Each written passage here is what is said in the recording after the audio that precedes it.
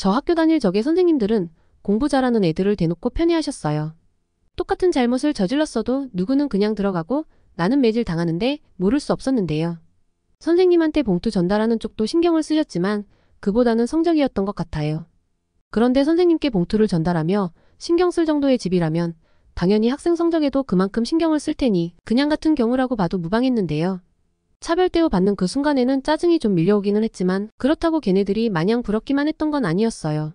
학교에서야 선생님들이 약간의 편의를 봐주고 있다고는 하지만 걔네들 집에서 성적 향상을 위해 무슨 일을 하는지 뻔히 알고 있었거든요. 물론 그런 것 없이도 알아서 성적을 잘 올리는 일부 천재 같은 아이들은 이미 과학고나 외고 같은 곳으로 진학을 하기도 했었고요. 거기도 없이 사는 형편으로 갈 만한 곳은 아니라고 들었지만 안 가봐서 몰라요. 어쨌건 좀 사는 집안에서 성적 향상에 관심이 있는 상황이라면 그저 평범하게 학원이나 보내지는 않았었어요. 그리고 제가 학교 다닐 적에는 동영상 강의 같은 것도 활성화되기 이전이었고요. 그나마 제가 주로 전해 들었던 걸로는 1대1 과외나 그룹 과외 정도가 있어요. 그룹 과외는 예전에 보습학원이라고 불리기는 했었어요. 정식으로 사업자 내고 하는 학원 같은 게 아니라 어디 큰 아파트 같은 곳 빌려서 과외방으로 사용하는 형식이었는데요. 일단 오늘은 1대1 과외에 대해서만 언급해볼까 해요. 정말 돈이 많은 일부를 제외하고 선생님으로 좋은 대학교 진학한 1학년이 뽑혔어요. 수능에 대한 감이 아직 남아있고 전과목 케어 가능하고 가격도 저렴하잖아요. 정말 있는 집에서는 어설프게 학생을 고용하는 게 아니라 아예 현직에서 일하는 선생님들을 데리고 온다고 들었어요. 족집게 선생님으로 유명한 학원 선생님을 초빙한다고 들었는데 저도 건너 말만 들었지 친한 애들 중에 그런 사례는 못 봤어요. 하여간에 과외 알바를 할 정도면 그렇게 잘 사는 집은 아니라는 말도 되잖아요. 없는 형편의 공부까지 잘하려면 얼마나 독하게 공부를 했겠어요? 학교 다닐 적에는 누구보다 개같이 맞으면서 살았을 것이고 공부를 위해서 어떻게든 버텼을 거란 말이죠. 그리고 공부를 잘하는 거랑 잘 가르치는 거랑은 전혀 별개의 영역이기도 하잖아요. 그러다 보니 과외는 강제 주입식 교육이 될 수밖에 없었을 것이고 주입식 교육의 제일 효과적인 수단인 체벌이 동원되는 건 당연한 일일 거예요. 때리는 것도 맞아본 애들이 잘한다고 과외 선생님이라는 판까지 깔리니 날아다녔다더라고요. 일하러 가면 비록 1년 후배일 뿐이지만 자기를 선생님이라고 불러주는 학생이 있고 걔 엄마도 어쨌건 호칭은 꼬박꼬박 선생님이라고 불러주잖아요. 필요한 문제집이야 미리 말만 하면 학생 측에서 알아서 준비할 일이고 과외 선생님이 준비할 거라고는 취향에 맞는 몽둥이만 있으면 될 일이었어요. 자기도 지금껏 맞아가며 공부를 해와서인지 체벌에도 나름의 철학이 있는 경우가 많았어요. 체벌 부위를 학교 선생님과 겹치지 않게 한다든가 하는 식으로요. 지금까지 과외했다던 애들 치고 안 맞고 공부했다던 애는 본 적 없어요. 전년도까지만 하더라도 틀린 개수로 따져가며 혼났던 과외 선생님들이잖아요. 이제는 체벌을 할 수 있는 어쩌면 필수적으로 체벌을 해야 하는 위치가 된 거잖아요. 과외 선생님 치고 몽둥이를 들지 않는 경우는 들어본 적도 없었고 그걸 거부하는 과외 선생님도 들어본 적이 없었어요. 체벌에 있어서만큼은 학생 엄마도 학생의 편이 아니었어요.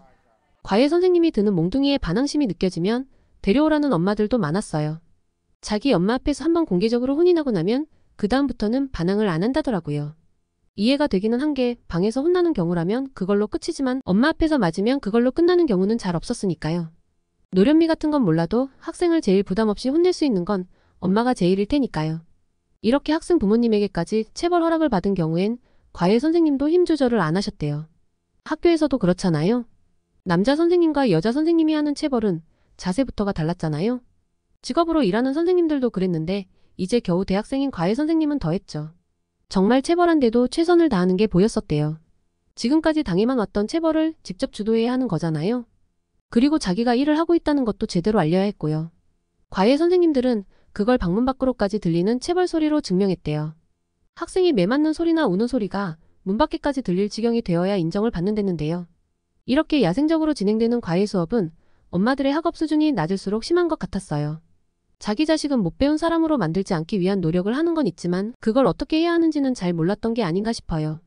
그나마 맞으면서라도 공부를 하게 되면 성적이 올라간다는 것 정도는 알기도 하셨고요. 거기에 더해서 체벌에 관해서는 엄마들이 선생님들에게 알려주는 경우도 있댔어요. 생각해보면 엄마들이 학교 다녔을 적에는 체벌이 더 심했을 거잖아요. 제 영상 속 내용도 지금 기준으로는 있을 수 없는 일인데 더 예전은 오죽했을까요? 그런 내용을 전해 들었으면 또 칼같이 적용이 된대요. 과외 경력이 좀 있는 경우라면 알아서 조절했겠지만 과외 알바가 처음인 경우가 주로 그랬어요. 학부모로부터 의견이 들어오면 일단 해보고 봤나 봐요. 게다가 여자 과외 선생님이면 정말 최선을 다했었는데요. 과외 받는 애는 어쨌건 맞을 때마다 자지러지니까 선생님 입장에선 알기 어려웠나 보더라고요.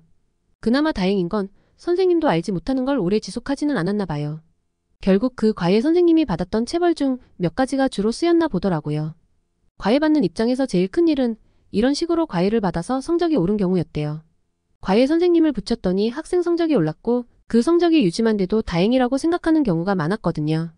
이른바 컨디션 유지라는 거죠. 그런 과외는 오래 유지가 된다고 해서 선생님과 학생이 친해진다거나 하지 않았어요. 오히려 경험이 없던 과외 선생님의 학습 요령이 상승하는 경우가 많았는데요. 처음엔 아파하는 학생을 기다려주던 과외 선생님이 익숙하게 학생을 제압하게 되었어요. 여기를 건드리다 안 되면 다른 부위를 건드리고 하는 식으로요. 처음엔 아픔을 식힐 시간도 주던 과외 선생님이었지만 나중엔 그런 시간도 아까워졌나 봐요. 과외 수업 중에는 학생이 쉬는 시간 따위를 일절 허락하지 않았대요. 그러면서도 학교에 가서 체벌을 견딜 만한 체력은 남겨뒀었어요. 처음엔 조절이 안 되다가도 몇 달을 거치면서 자연히 조절이 되나 보더라고요. 걔네들이 혼났다는 내용을 들어보면 듣는 것만으로도 겁이 날 정도였어요. 그런데 이 정도는 적당히 잘 사는 곳의 케이스였어요. 지금도 그렇지만 이런 식으로 과외 다니는 선생님들 정보는 아름아름 통한다더라고요. 그러다 보니 정말 능력 있는 과외 선생님에 대한 소문도 엄마들끼리는 알고 있는 것 같았어요. 그래서 제 짝지도 정말 비싼 과외 선생님께 과외를 받아본 적이 있었대요. 학원 선생님을 초빙한 건 아니랬는데 그래도 따로 보습학원의 선생님이라고 들었었어요. 그러니까 학생 가르치는 것에 어느 정도 경험이 있는 선생님이었던 거예요. 그 전에도 좀 성실한 측면이 있었던 짝지였지만 과외 선생님이 바뀌고 난 뒤로는 등교 시간 자체가 달라졌었어요. 그냥 지각을 하지 않는다가 아니라 반에서 제일 먼저 등교할 지경이 되었었어요. 그렇다고 빨리 와서 노는 것도 아니었어요. 과외 선생님이 내준 숙제를 하느라 정신이 없어 보였어요. 처음엔 괜한 걱정이라고 장난도 좀 치고 했었는데 짝지가 눈물을 흘리며 부탁하더라고요. 당분간은 방해 좀 하지 말라고요. 그 과외 선생님은 이전 선생님과는 다르게 엄마가 방에 들어오는 것도 막았대요. 수업 중에는 과일 간식 같은 것도 넣지 말라고 했었대요. 그전 과외 선생님과는 학생 상태를 봐가며 맞춰가는 단계였다면 새로운 과외 선생님은 철저히 선생님의 계획에 맞추는 시기랬는데요. 벌을 받을 때는 입 밖으로는 소리도 내지 못하게 했었대요. 그렇게 해도 체벌 소리는 언제나 밖에까지 들릴 정도로 컸대요. 그리고 그 과외 선생님은 체벌 부위에 대해서도 딱히 배려를 해주지 않았어요. 맞기 싫으면 내가 알아서 맞을 짓을 하지 않으면 된다는 식이랬어요. 그렇다 보니 어설프게 지각을 하거나 해서 받는 체벌도 부담이었나 보더라고요. 그렇게 죽어라 공부하며 모범소녀가 되고자 했던 짝지였어도 학교에서의 선생님 체벌을 완전히 피해 가지는 못했었어요.